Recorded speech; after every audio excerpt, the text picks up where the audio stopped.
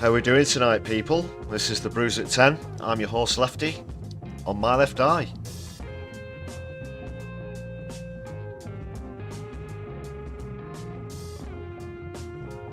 It's great to be with you on the first live stream of the week.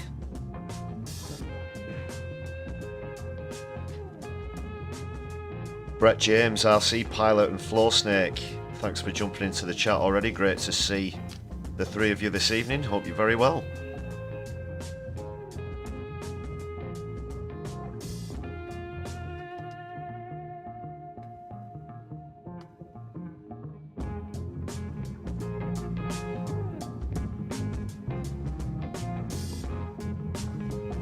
Yeah, this is the first time I've been with you since Sunday's live stream. If you've not seen that already, please do check that out. Also, hit thumbs up on this stream to help the content reach more people.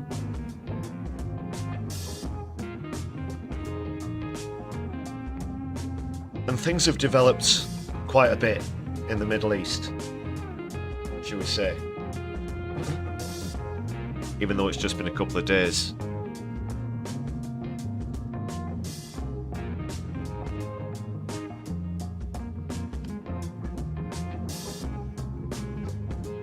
So yeah, I'll be diving into that. Obviously, Iran are deep into this now. We've seen this potentially coming for quite some time. It's something we've been worried about.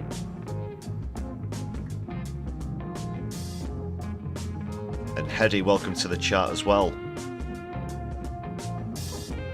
Hope you're all good today.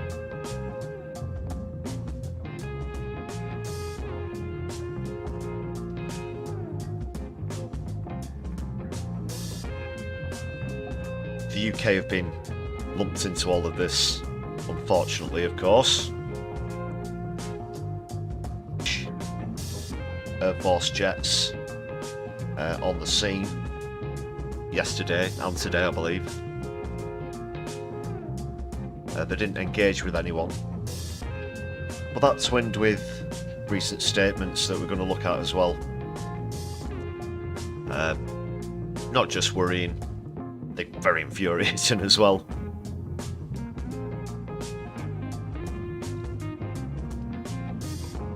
Yeah, so I'll have a bit of a look at Keith's 2 cents on that.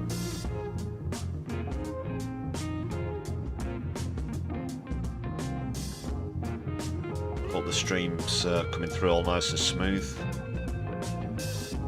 for everyone this evening. We just wanted to minor hiccups on Sunday.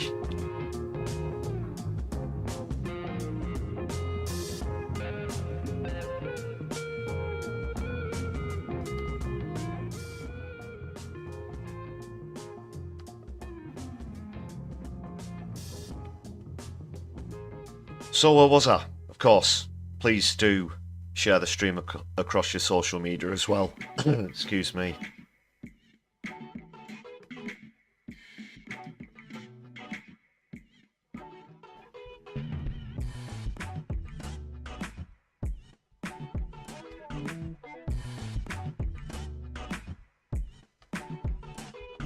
Good to see members in the chat as well. This is the latest members list. And you can join this for just 99 pence.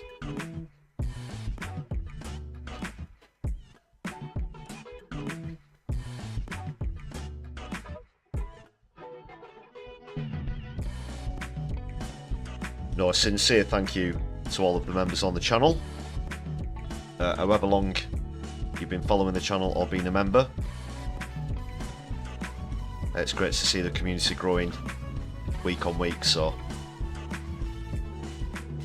thanks again to every single one of you.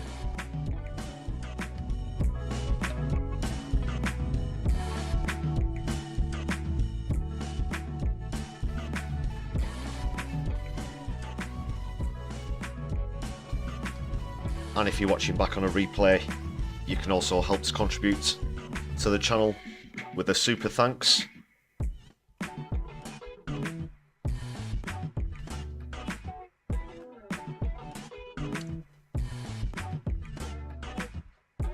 Also, thanks again to people who've bought gift memberships for other viewers recently.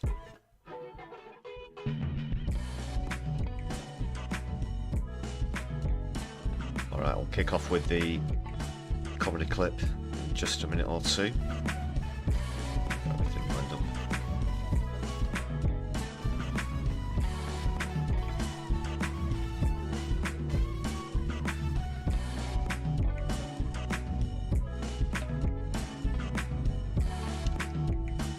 RC Pilot, what's this about the 99p being a tax loop?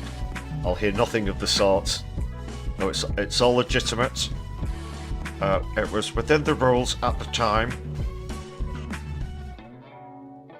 Yeah.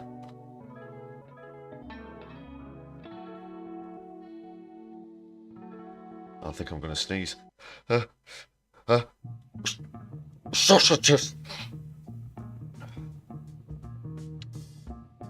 Excuse me. Quite rude to sneeze on air on a live stream.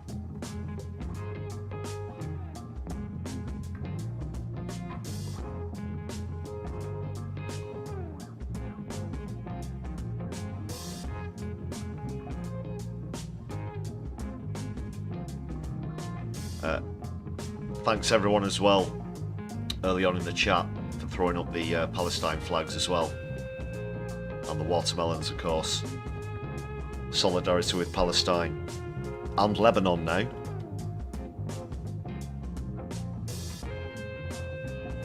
I'll be talking about why that's probably not going to go well for Israel a bit later on in the stream as well.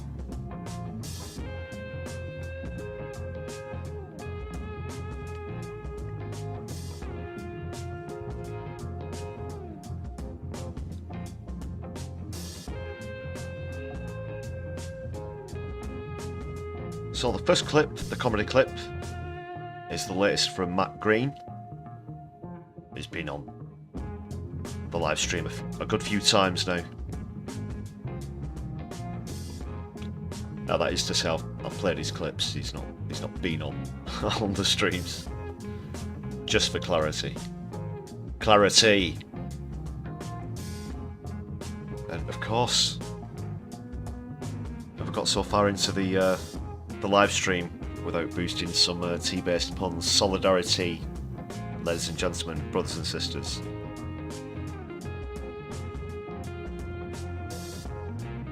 And Becca and Kit, welcome to the chat. Great to see you back again.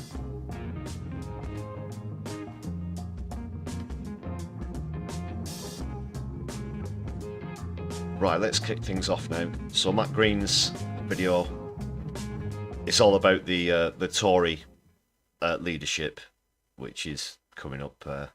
They're whittling them down slowly. Can't exactly say you can favour any candidate, but this is his take on it all. Hi, my name is the Right Honourable Jeffrey, but you can call me Triple G, G-Dog, G-Cubed, or simply Sir. I served loyally in the last government as Minister for something or other, and I am very proud of everything we did. You don't need me to list it all, but we also have to be honest. Not everything we did was 100% brilliant. I'm not proud of everything we did.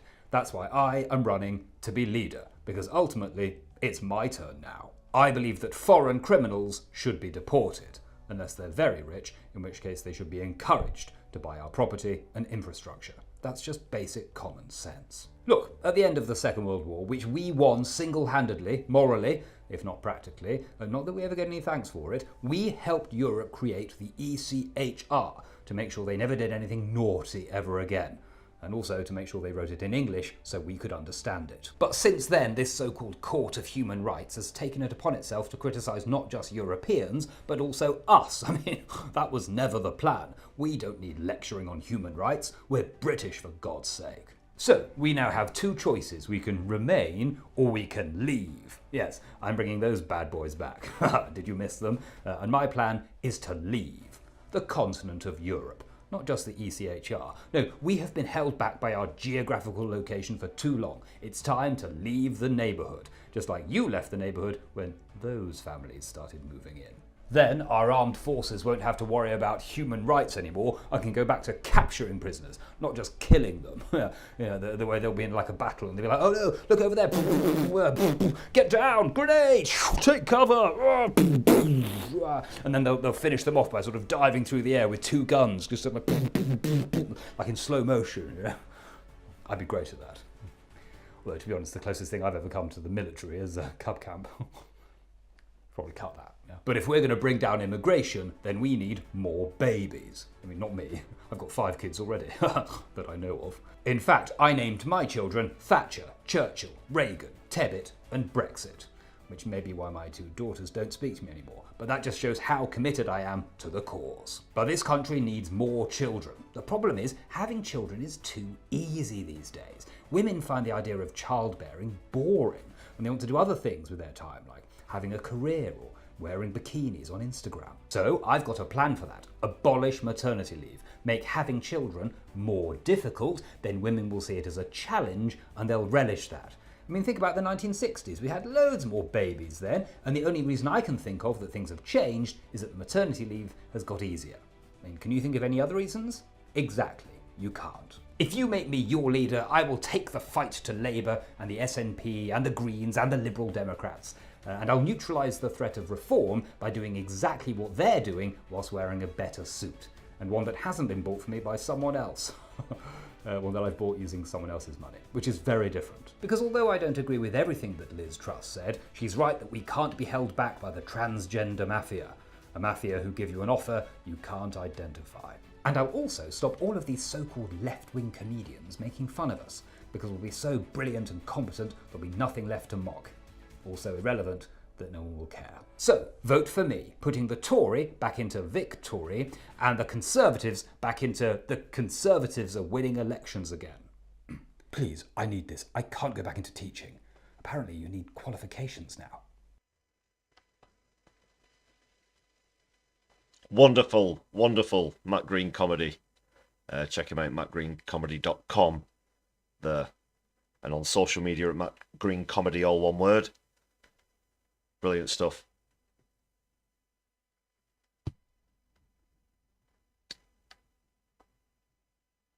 Right, let's crack on into the clips, articles and whatnot.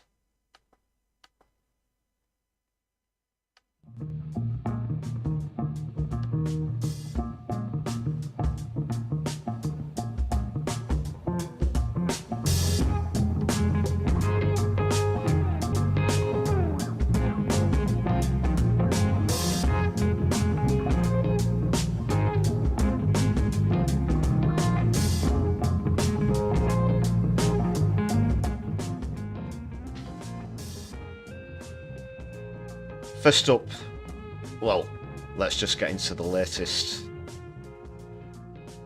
news on the Middle East. Iran have hit Israeli air bases.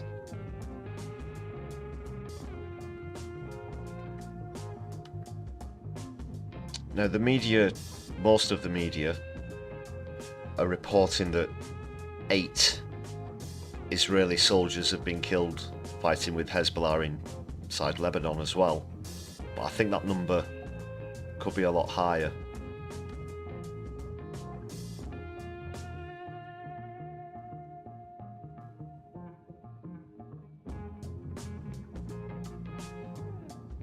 This is obviously now a war on several fronts for Israel. They're at war with the borders, just over the border, I should say, in Lebanon, with there being an invasion, a ground invasion now, and also at the same time, rocket and missile exchanges with Iran.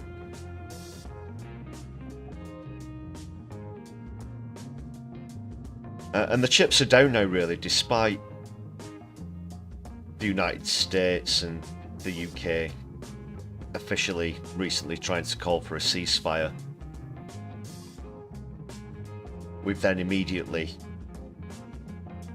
decided officially who we're getting behind in this situation without any kind of hesitation whatsoever.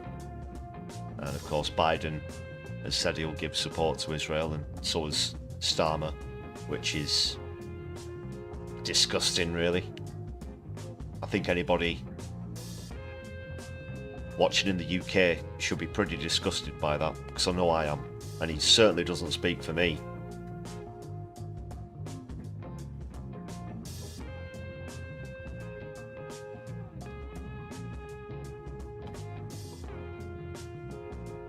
So now the chips are down, like I said. Lines have been drawn in the sand, and we know who's going to be on whose side if this does escalate even further, which at the moment it only looks increasingly more likely to do.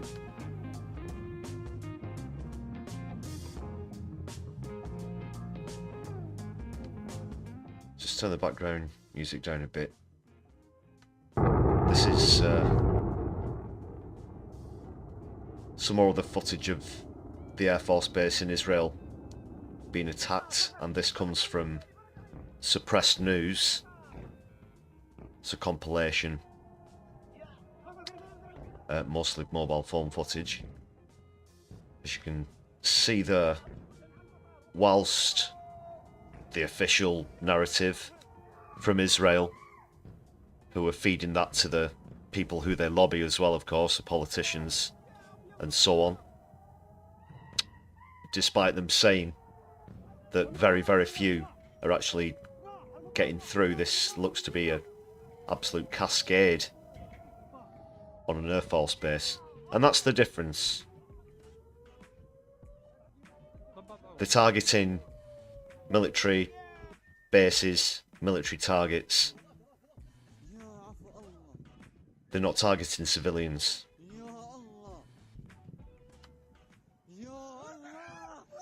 Unlike the USA, Israel I should say, who are backed by the USA.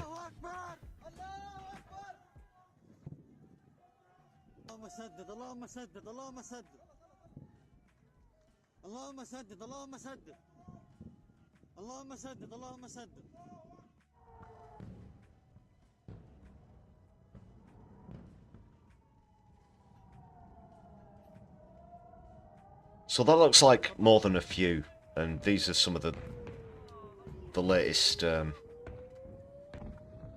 clips that I've been able to get a hold of.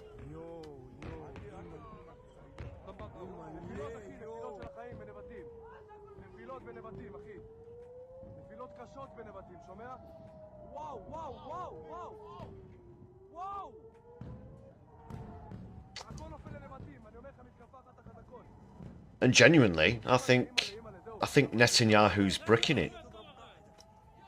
There was a UN council meeting today. I'm sure a lot of you will be familiar with that.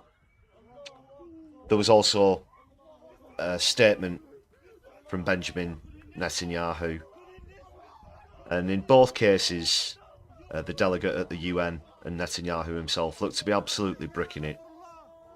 In Netanyahu's case, a clip I saw earlier, he's holding some pages as he speaks quite shakily, and he's shaking like a leaf. But contrary to that, a lot of people who are involved with this, Iranian representatives, Lebanese representatives, Hezbollah, appear quite calm and pensive in their decisions. It's Israel who are lashing out in this situation. All of the parties involved seem to be, like I said, quite relatively reserved when you compare them to Israel. And Netanyahu should be bricking it, really.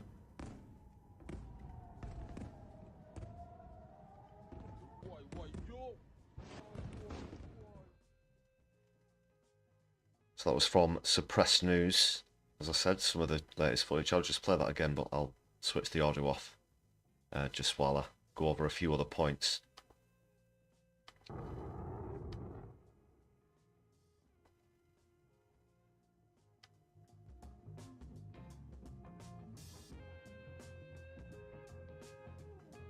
Where was I? The last time Israel went toe-to-toe with Lebanon, it didn't end well for Israel. They were forced to withdraw at the end of the day. And now they're fighting a war on multiple fronts. They are just showing how deluded they are, thinking that they can take all this on at once and not only succeed. And I guess in Netanyahu's case, it's because of his Zionist mindset, obviously, but also trying to save his political career out of pure desperation.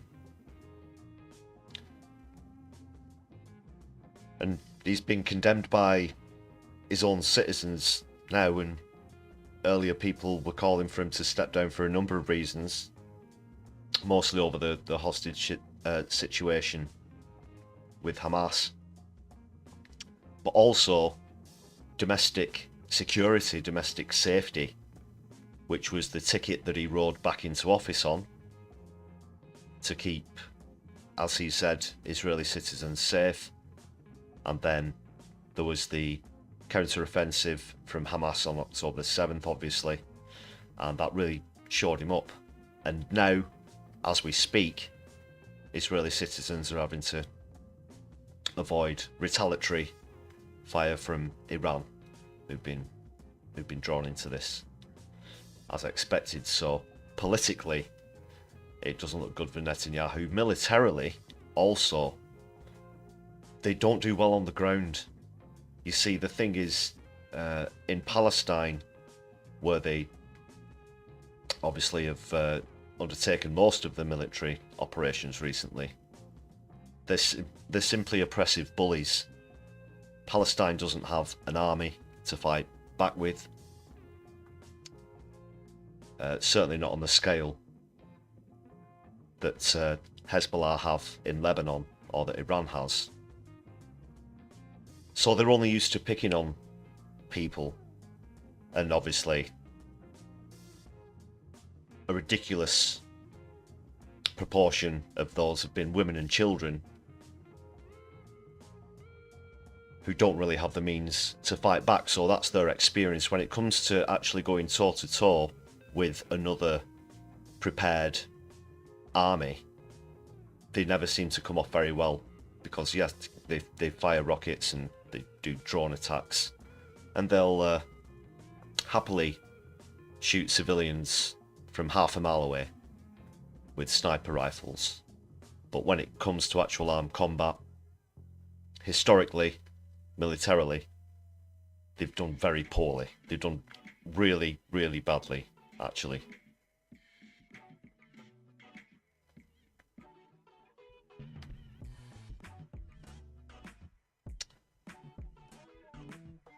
So those two things combined like I said, it doesn't look good for Israel. More and more countries are coming into BDS now. Sanctions, boycotts. They don't want to be associated with the existing war crimes before all these other countries now started getting involved. And now that it's gotten heated, shall we say, well, it's war. It's war. There are certain words that mainstream media like to dance around, lists of banned words and things like that. I just like to call it like I see it.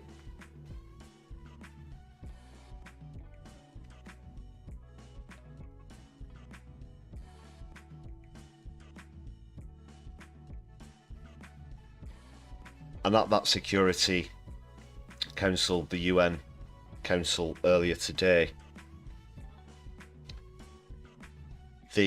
obviously the Arab nations were particularly condemning of Israel, and Israel's statement was, it really was something else. Like I just mentioned, now that they're actually in a real fight and not just committing collective punishment, not just oppressive apartheid, they're not doing very well, and they're expecting to invoke sympathy, and like the true psychos that they are, they're trying to play the victims. And now all of a sudden they're turning around and saying, oh well, this country's launching rocket sedders and ballistic missiles and we don't like it, and that's an evil thing to do. And it makes you question whether they can even hear themselves speaking, given what they've done recently. The absolute gall to start to play the victim when they're obviously not just the oppressor, they're the instigator, the provoker, the provocateurs, if you would like to put it that way, in this entire situation. And the sense of exceptionalism seems to know no bounds, to the extent that they think that they can attack, what, 5 nations at the same time, but there will be zero retaliation because they're so special, and how dare they.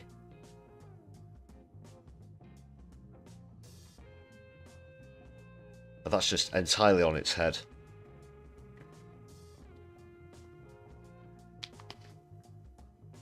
And how we, officially, as a country, can call those people our allies just absolutely beggars belief.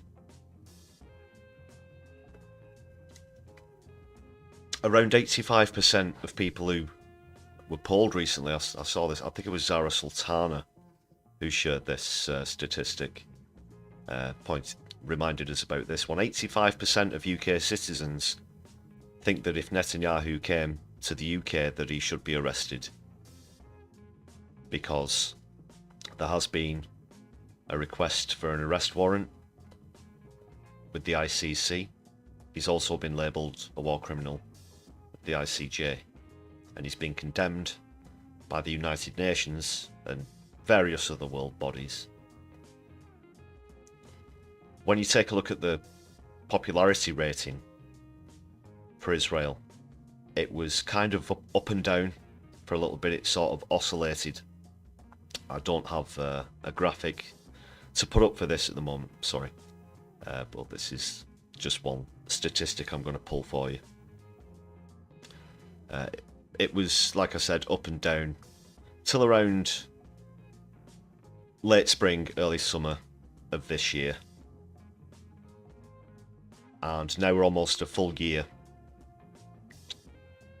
into the escalation with Israel's increased oppression on Palestine.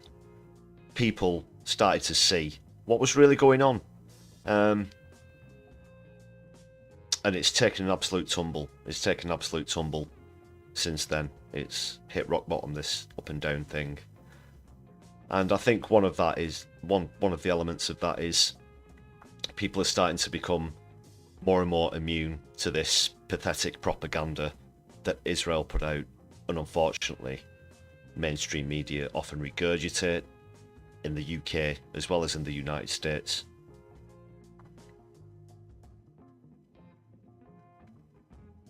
But at the same time, as I said, BDS is increasing. More and more countries, more and more states are recognising Palestine as a state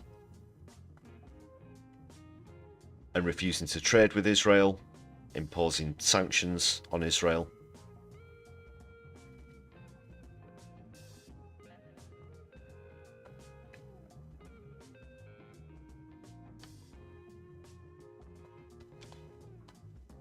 Yeah, sorry if I went on for a bit there, a bit ranty. I'm just going to take a quick look through the chat. Let's see what everyone's talking about on the stream. Sorry, this... it's just crazy, isn't it? It's crazy that we live in such times. Ian McKenna, welcome to the chat also, and Vicky Clee. Great to see you back again.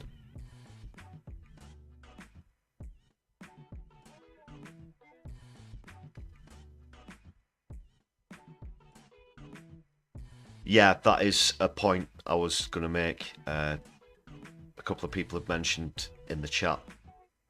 Despite the fact that they're not very good with ground invasions against another military, that is, they are obviously a nuclear state. And you look at the sort of, how can you best put it? The kind of people who are in charge of said nukes now, as defiant of as they've been to international bodies and allies like the US alike, Israel, I would imagine, would be expected to sort of run it through America if they were going to choose to launch a heavy nuclear weapon attack. We mentioned tactical nukes on the live streams previously.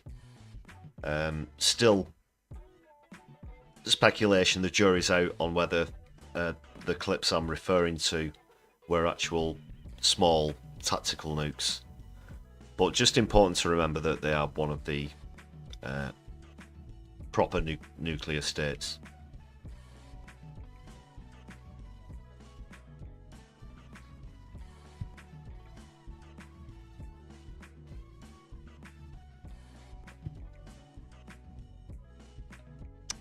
I'd be remiss as well if I didn't mention, of course, unfortunately, another 60 people have been confirmed dead in Gaza today. Obviously, the eyes of the world are on this ongoing exchanges with Israel in Lebanon and Iran at the same time.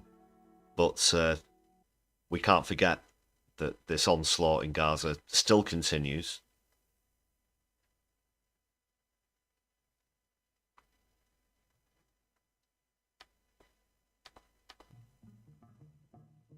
And I haven't heard a whiff about that on the mainstream media today, to be honest, but that's not really much of a surprise.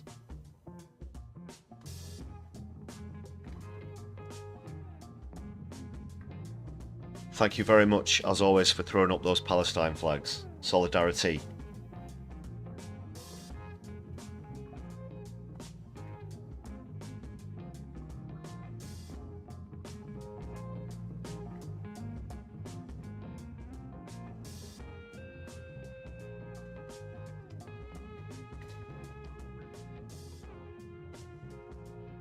So I'm going to look at a couple of statements from the UK as well. We're going to hear from Keith, but first of all, want to hear from Home Secretary David Lammy.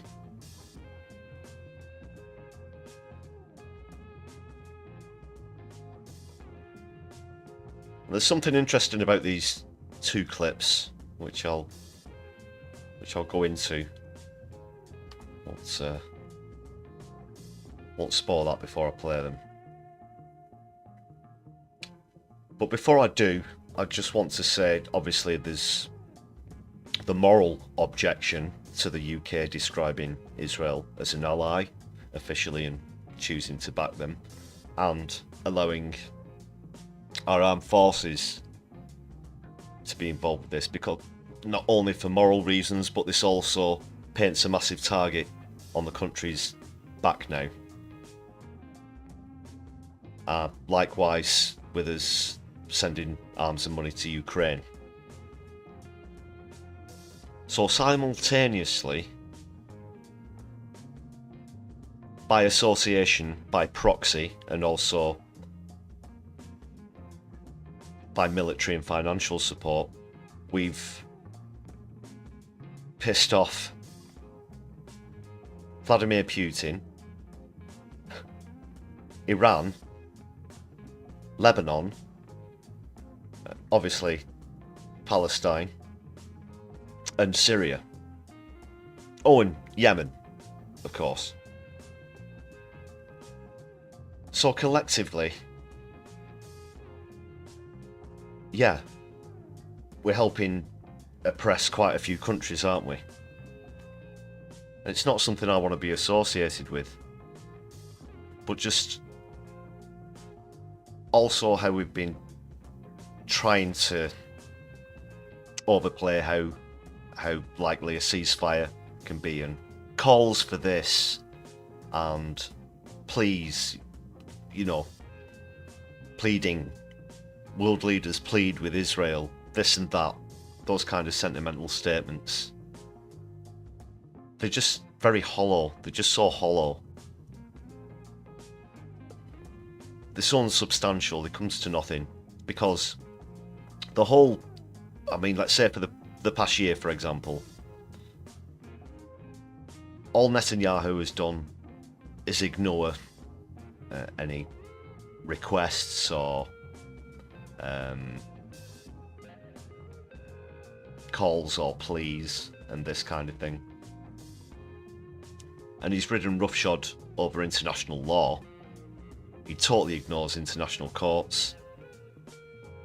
He ignores anything that Biden says. And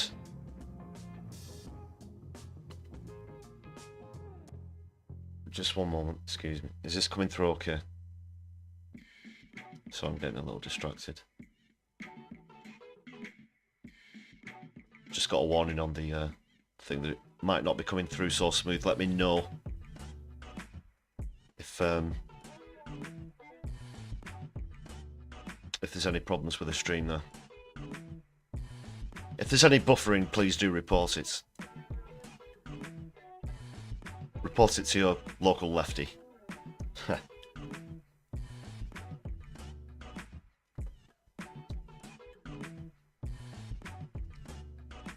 Oh, I've lost my train of thought there. Yeah.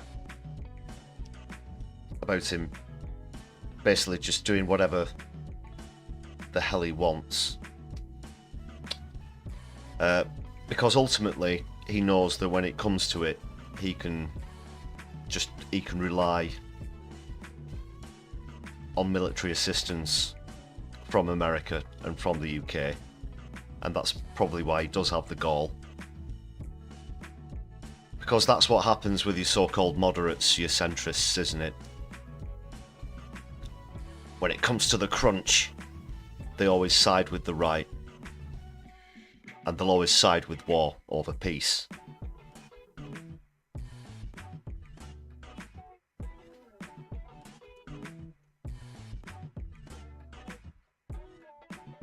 And as well as being crap at domestic policy, Starmer's only been in for less than 3 months, and here we are. He's already got his war. If he wants to be the next Tony Blair, right? Enough yapping from me. Let's get Lammy's clip queued up. This is the latest from David Lammy. Our position remains the same, having spoken to our American colleagues and other allies. We're calling for an immediate ceasefire. You'll get how ridiculous that opening part of the statement is when I play you Keith's clip next, but just bear that in mind, what he just said. We need a diplomatic solution to the problems in Lebanon so that Israelis can go back to their home in northern Israel and Lebanese can return to their homes in southern Israel. So at this time, we want to see a political solution, the Amos Hochstein plan, which is on the table from the Americans, and an immediate ceasefire. The problem is, though, isn't it, that neither the Israelis nor Hezbollah are listening. We will continue to speak to the Israelis and indeed to other actors in the Middle East at this time. None of us want to see a regional escalation. None of us want to return to the years in which Israel found itself bogged down in a quagmire.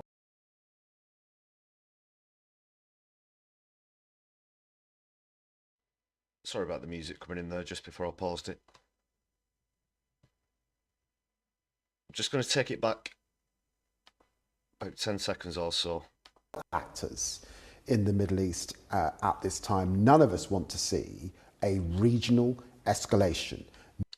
Remember that sentence as well as what he said at the start. None of us want to see a regional escalation. And this is coming from the Home Secretary, and he's making the point very strongly with the one flag. He's going for the one flag system there. Perhaps Keith will do the same. We'll see when I play his clip next, whether he's going to go for the one flag system in front of an old portrait, dead-eyeing the reporter. So we can take it as true if it's come from the Home Secretary that this is the official position of the country, can't we? Can't we? None of us want to return to the years in which Israel found itself bogged down in a quagmire in southern Lebanon and pitched battles between Israeli soldiers and, of course, he would get into trouble with his lobbyist paymasters if he were to tell the actual truth there, which is that Israel kind of got their asses handed to them the last time they tried a ground invasion of Lebanon. That wouldn't sit well. He already got absolutely ignored the last time he went to try and visit Benjamin Netanyahu in Jerusalem. He was just ignored and shown the door and came straight back. So he needs to make it up to the hand that feeds him. The Lebanese side. And that is why we believe that Resolution 1701 should be implemented, that Hezbollah should withdraw up to the Litani River so that Israelis can feel safe in northern Israel. But the way forward is a political solution, not a military one.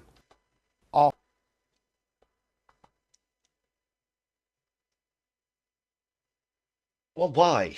If that's the case, David, why do those sentiments not apply, switched around, polarised, to if you switch sides around? He's referring to the fact that 60,000 Israelis on the border with Lebanon have been displaced because of rocket fire. But bearing in mind, he's completely ignoring that in just weeks, 1 million Lebanese have been displaced, and also that it was Israel who started to fire at Lebanon from across the border in the first place. And anything that comes Israel's way is a response. It's a retaliatory attack. It's always the case that Israel fired first and expect nothing in return. because of that hubris, because of that deluded sense of exceptionalism and untouchability that they have. So if that applies to Israelis near the border, then why doesn't it apply to Lebanese when proportionately the number of displaced people is so much higher? It's clear. 60,000 against 1 million.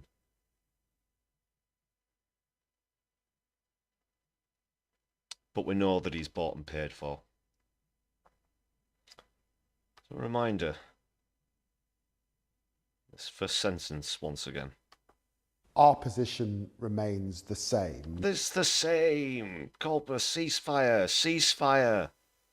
Having spoken to our American colleagues and other allies, we're calling for an immediate ceasefire. Okay. Clearly, clear as day, isn't it? Must be. Must be. So this is Keith now, okay, and this is from literally, this is the same day. These clips are both from yesterday. And we're totally neutral in this. We're just calling for a ceasefire. It's not like we're going to send any of our armed forces over to one side and show bias to one side. Or, in fact, you know, officially declare one side as an ally as well as send the Air Force in, for example. No way that'd happen in a million years if we're just calling for a ceasefire, right, David?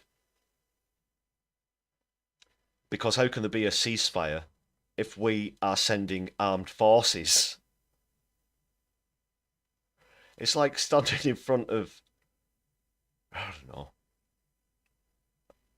standing in front of a house that's on fire whilst screaming, someone come and put it out, and then even if the fire brigade were there, you're still just throwing lit torches in there. Saying, oh, so, you know, we've got to get rid of this fire.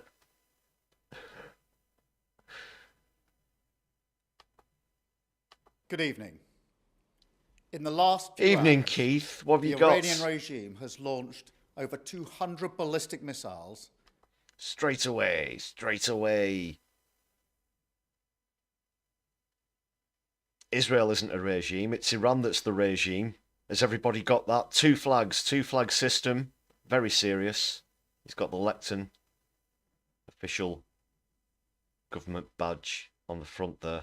It's gone for the two flag system again. I can't think of the last time I saw an official picture of him where he wasn't surrounded by flags. Civilian targets in Israel. It's too soon to assess the impact fully. Politics Clive, welcome to the chat. Those are nice glasses, yes. I bet they cost a pretty penny, eh? Now, who might we be able to ask about that? Wahid Ali, maybe? I will actually talk a little bit more about the gift thing, the bribe thing. There's an update on some of that later in the stream. But back to this. This is just a clip from, obviously, the official statement. Let's just carry on with this for a bit. But I utterly condemn this attempt by the Iranian regime to harm innocent Israelis, to escalate this incredibly dangerous situation and push the region ever closer to the brink. Okay, he just lied right out of his arse. First of all, they were all military targets that Iran were launching rockets at, not civilian targets. This absolute awful performance is just regurgitation of what's been fed to him again by the people who pay for his opinion, or pay to give their opinion. So that's a straight up lie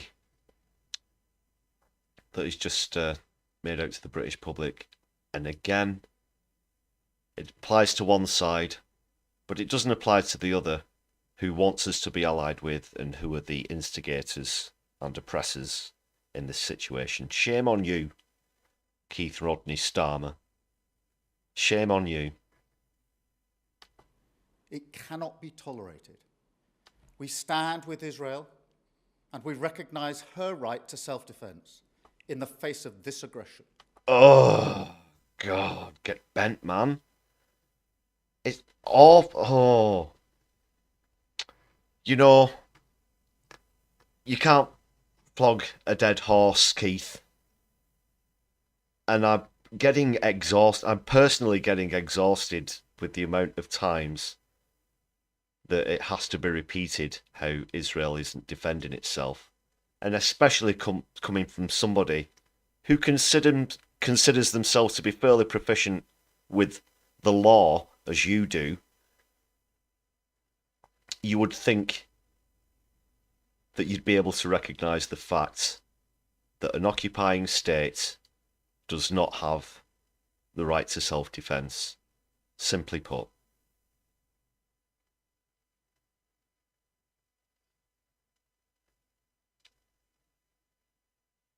And just to hear those words come out of his mouth about being allied with Israel, her right to defend herself, it makes my skin crawl, makes my piss boil, to be honest. I'm getting pretty beyond getting sick of hearing it. Iran must stop these attacks, together with its proxies like Hezbollah.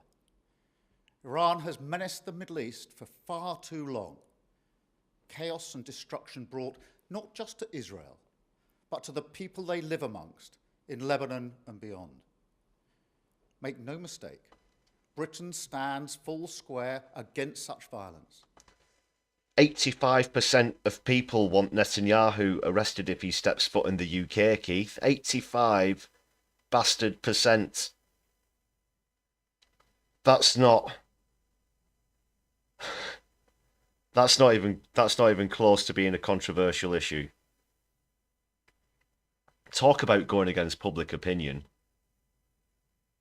Whether it's on domestic issues like winter fuel payments, 2-child benefit caps, taxes on the rich, environmental policy, the list goes on and on. Now he throws this into the mix. It's almost like he wants to get sacked.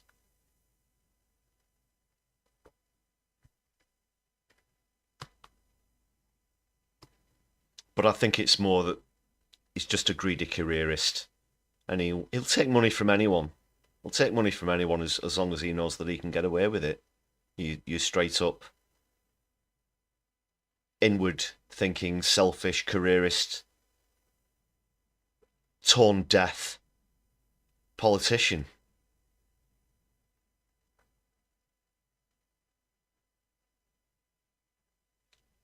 What a wanker. We support Israel's reasonable demand for the security of its people. I've spoken today to Prime Minister Netanyahu, the King of Jordan, President Macron, and Chancellor Scholz.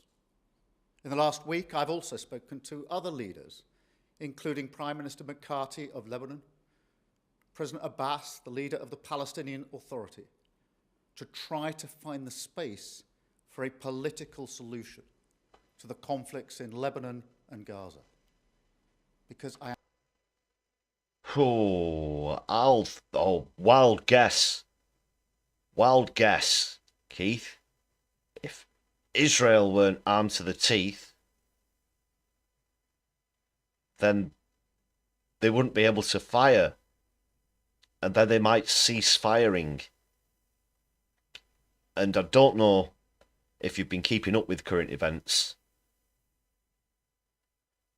but every time you have a round of ceasefire talks, Netanyahu comes along and just absolutely shit cans the whole thing at the last minute, either by not showing up to the negotiations, making outlandish requests at the last minute that he knows full well that Hamas won't agree to, in order to just completely railroad the whole thing. And then there'll be another series of attacks on Palestinians, and then it'll happen again. And it's been happening again and again and again.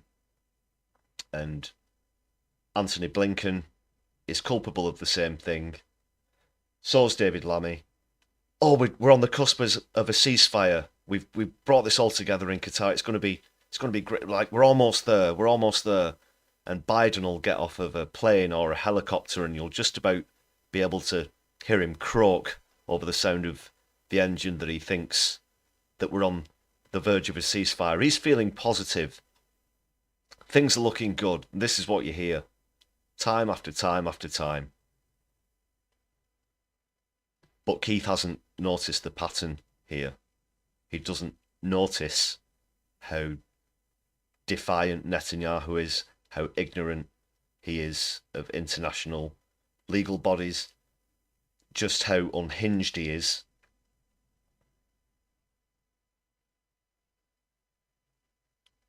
Because to him it's a decent gig. How do you sleep?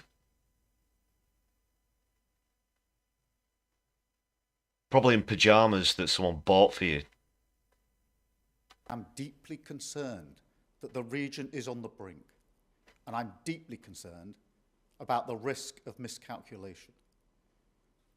The situation in Lebanon is increasingly grave. I want to repeat my advice to British nationals who are still in Lebanon. You must leave now. You should register your presence with government officials. Yeah, leave now, because we're sending our Air Force to help Israel bomb the shit out of the country that you're in. Hooray! Hooray for Keith! On our website. Less than 3 months. Less than 3 months as well. Just again, less than 3 months. And he's... Oh, God. Have a chartered flight, and we're doing everything we can to get people out. But the situation is extremely volatile. So if you have the means to leave, the time is now. From what I've seen from Twitter posts and things like this, he's given this advice, but there haven't really been any proper measures put in place. A lot of people are confused about how they can get out of the country, whether they can afford to or not, which routes are open, which routes are safe, this kind of thing. He's just given a blanket warning for British expats or holiday makers to get out of the country.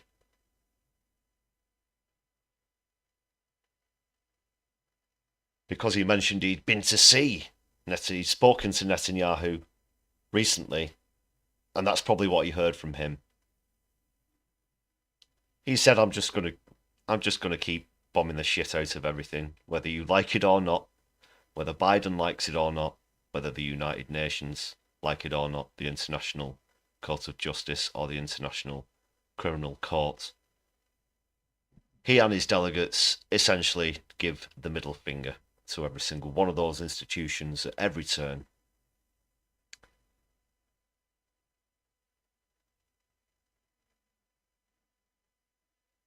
And it turns my stomach to see him getting away with it. It's the 21st century.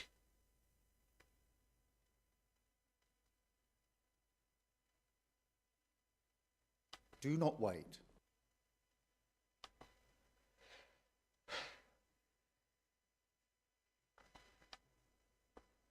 Get out, do not wait. That was it.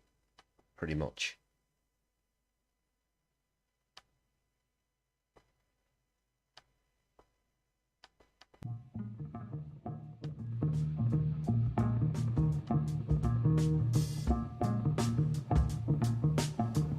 Just going to quickly see if there's any breaking news on all of that before I move on. There's one bit of a development. I'm just reading here that loud blasts have been reported in Beirut as the IDF says it's conducted a precise strike.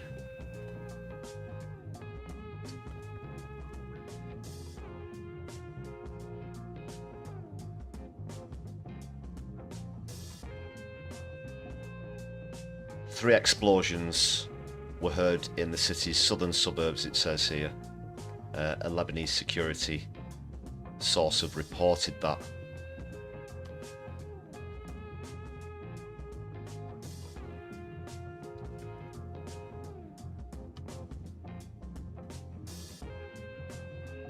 Finally, I'll just remind you, I said earlier, the reported number of Israeli soldiers killed is 8 at the moment, but I personally, based on a few things I've seen, believe that number to be quite significantly higher than that. I think the real numbers are being suppressed in some fashion or other. Heaven forfend.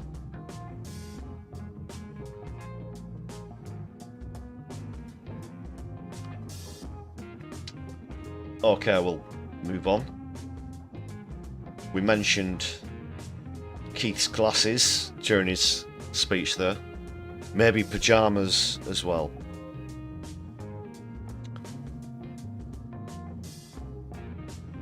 But after all of this thing over the bribery scandal, I know it's mostly being referred to as the gifts scandal or whatever, but I'll call it like I see it on my left eye. Have you hit the thumbs up button yet, by the way? Please do. So having been caught out and left a bit red-faced, first of all, Wahid Ali, who's gifted, what is it, hundreds of thousands of pounds worth of stuff to Keir Starmer and the Labour Party. Now the government, the cabinet. It's been investigated by a watchdog.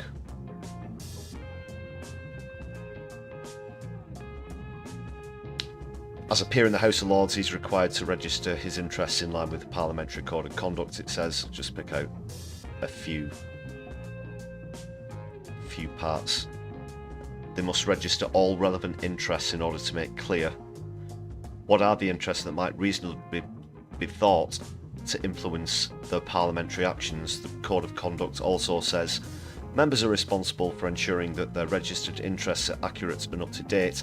They should register any change in their relevant interests within 1 month of the change. So they're the sort of technical aspects.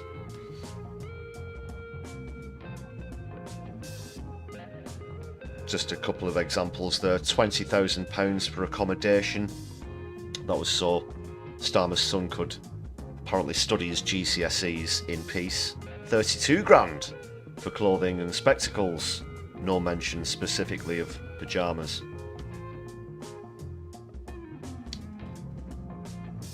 That's that we know of, but he's accepted hundreds of thousands of pounds worth of gratuities. I think all that will come of this, just with reference to Wahid Ali specifically, who is of course a Labour peer, that it will go through the process, and again, if it's in line with the rules, obviously he'll get away with it. But the question is, are the rules biased? Are the rules unfair? That's the whole thing in this. But he's not obviously the only one who's been caught out. Keith as well has apparently repaid £6,000 worth of gifts. That's only a fraction of what he's received. A small gesture, a mealy-mouthed gesture. So he thinks he can make this go away.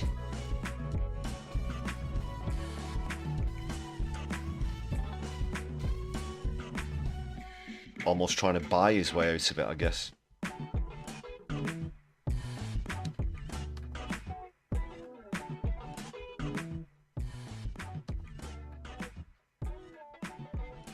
So these are some of the other things as well. 6 Taylor Swift tickets, 4 tickets to the races, a clothing rental agreement with high-end designer favoured by his wife, Lady Victoria Starmer. Ugh. Speaking in Brussels on Wednesday, the Prime Minister said his government will bring forward new principles for donations, as until now politicians have used their best individual judgment to decide.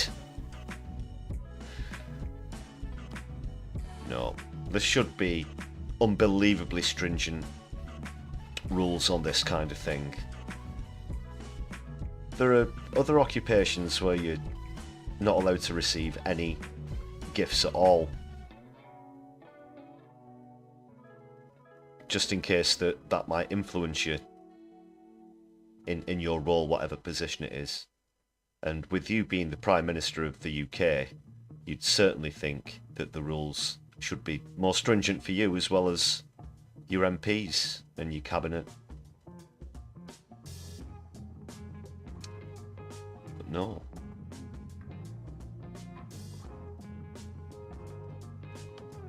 £2,800 for those concert tickets. Bloody hell.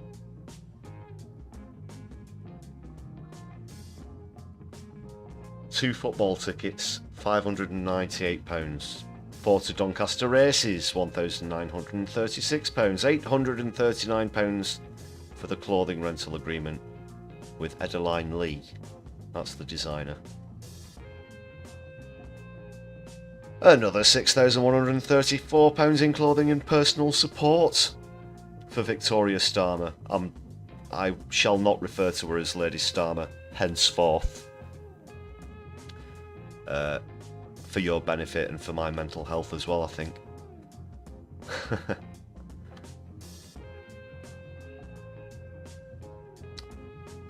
This is all after the fact as well. Just a pathetic gesture really to try and make this go away, but it doesn't wash with me, Keith. Doesn't wash with me.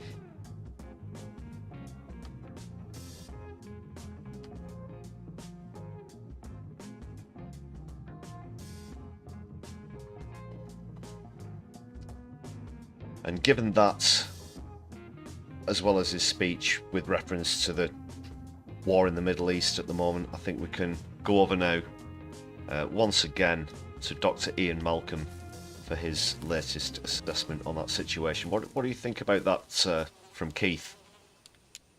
That is one big pile of shit. As always, I can't help but agree.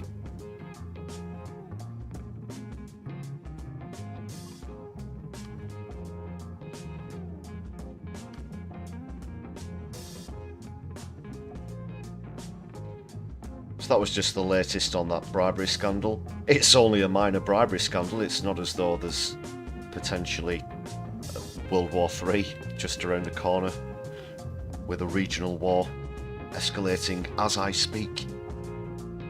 Just forget about it, you know. He's give the £6,000 back, who cares? That was tongue-in-cheek, by the way.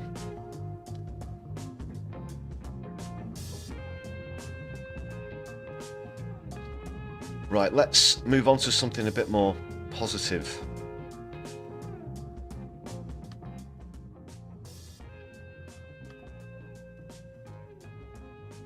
Just got another article. Oh. Actually, it's a tweet queued up. Just get rid of Keith there.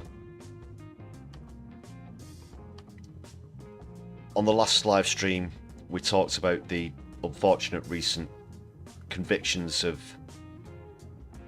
2 JSO supporters, activists, and also friends of mine, Phoebe Plummer and Anna Holland, who got 2 years and 20 months respectively for the soup action on the Van Gogh. They're actually charged with damage to the frame, but there's been something more positive today, although it does also further expose the double standards, the sort of two-tier decision making within the judiciary that we've seen over similar cases. The good news is that Eddie and Paul, who glued themselves to Turner Thompson's Aeolian harp, which is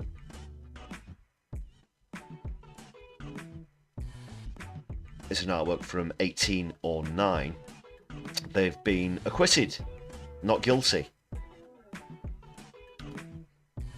The judge ruled that the action was proportionate in the face of the climate crisis. In contrast, Phoebe and Anna are currently in prison for throwing soup on the glass cover at Van Gogh's Sunflowers.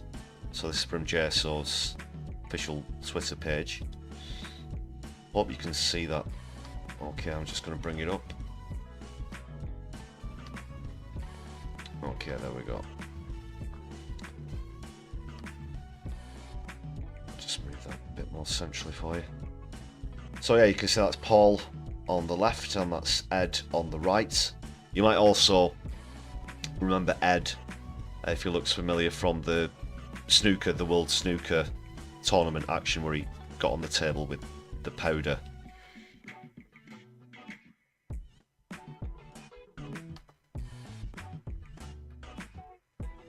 So this judge has actually seen sense, proportionate in the face of a climate crisis. However, Judge Hahir, who's the one who sentenced Phoebe and Anna on Friday, unfortunately didn't see it that way. So where's the consistency and where's the justice? Where's the real justice? You know, they may as well flip a coin.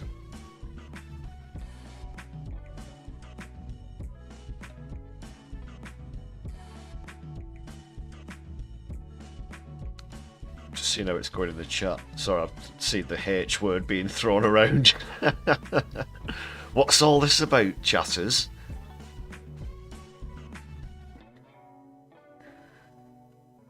Oh, I don't know how far back to scroll to.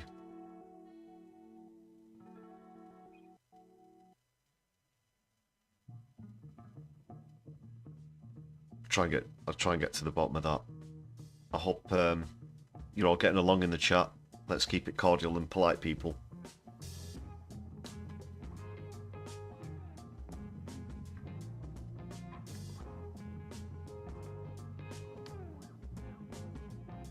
Where was I?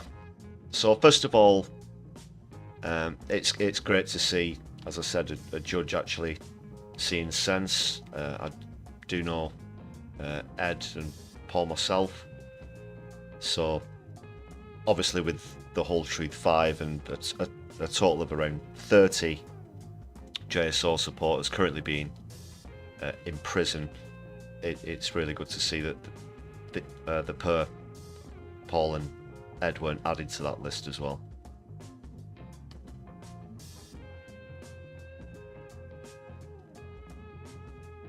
Good stuff. Something a bit more positive.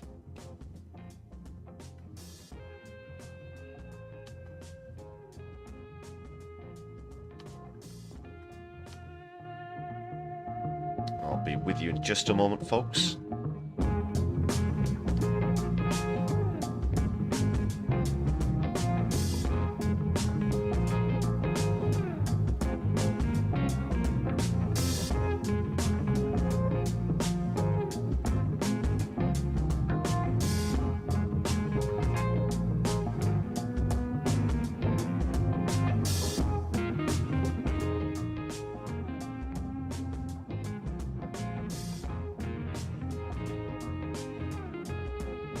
Alright, I'm back.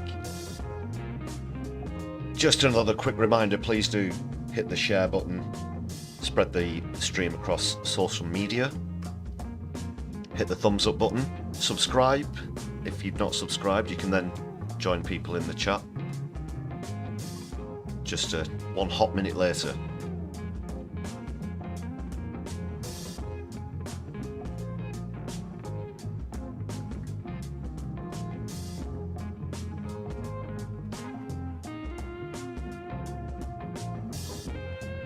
Also, another thank you to the members on the channel. You can add your name to this roster of supporters for just 99 pence. It's not a tax scam. Let me be very clear.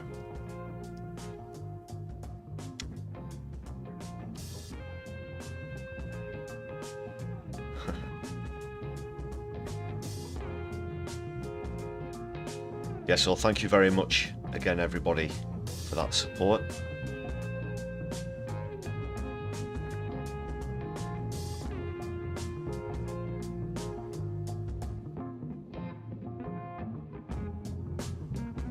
If you're watching back on the replay as well, please do add a comment. I try to reply to as many as possible. Had quite a few on some of the recent content as well. A lot of great stuff on there. You'll get the odd troublemaker, but proportionately, since the channel's started to grow a bit more, I've had quite a lot less trolling than I expected, which has been a good thing. And a lot of your comments have been very supportive and positive, and also engaging. It's good to see people raising points. I actually quite like the longer comments. I do try and get through them as quick as I can. I try and respond to as many people as possible. Again, as well, if you're watching back on a replay, please consider using super thanks to support the channel. If you've enjoyed the stream this evening.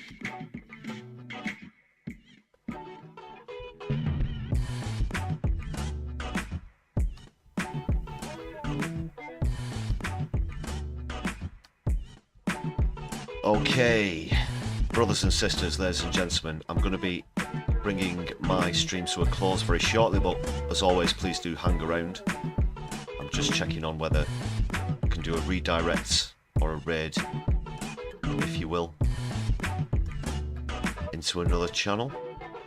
I know that Kev Logan was on earlier with Curtis from Turn Left, so if you don't follow those channels either, that's Kevin Logan at Ploppy111, is it, on YouTube, and Curtis from Turn Left, that's just at Turn Left. They're on YouTube as well, so they were having a bit of a collaboration. Doesn't look like Helena from No Justice is on at the moment either, so I'll just stream into the scheduled stream for the next Navara Media.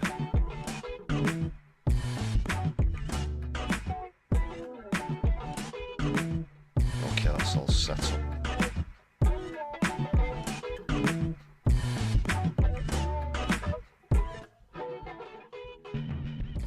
It's just a storm in the Solidari-Tea cup. Yeah, sorry to... It's been pretty intense tonight, I know. Sorry if I've been a bit ranty and whatnot, a bit rambly. A lot going on.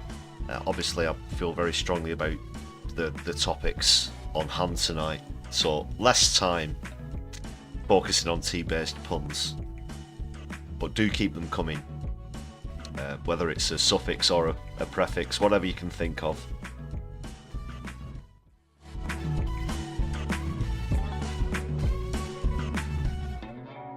Solidarity.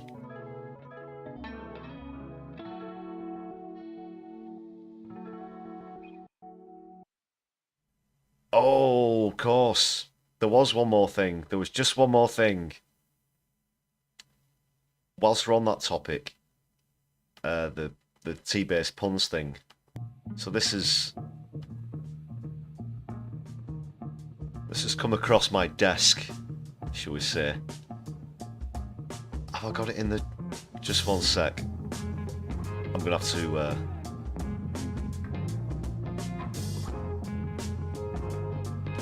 It's So this has been, I'm just going to have to resize this, bear with. Just quickly, very quickly before I go.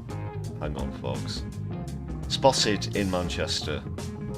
Now, I don't know if this is a coincidence, or it's not flipped. Sorry, it's... the image needs flipping. Right, we'll do away with that then. I'll bring that up next time. I guess, seeing as you're here, I may as well explain. Whilst you've been so kind as to hang around. I saw on a poster, on this picture of a poster, from a bar in Manchester, the tea-based pun, and it was Liberty that they went for. The exact wording, don't know off the top of my head. So that was spotted at a venue in Manchester recently. Coincidence? Maybe I'm having a bit of an influence on the area, I don't know.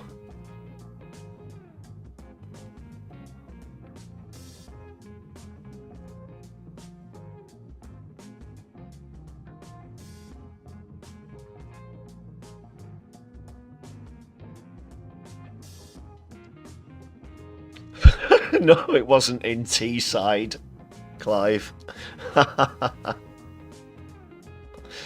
Teesside, I like that. That's good. That's good. They're all good. They're all good. It's getting kind of like Google Whack, but what's the other one? You know, Pointless, where it's the new ones are getting harder and harder to find. That's a good one. That's a good one. Very good indeed. Right, I'll leave it there, everybody. It's getting a little late now. So I'll be back with you later on in the week. Please keep an eye out for content. Hope you enjoy the rest of your week. Take care, everybody. And my left, I'll be seeing you soon.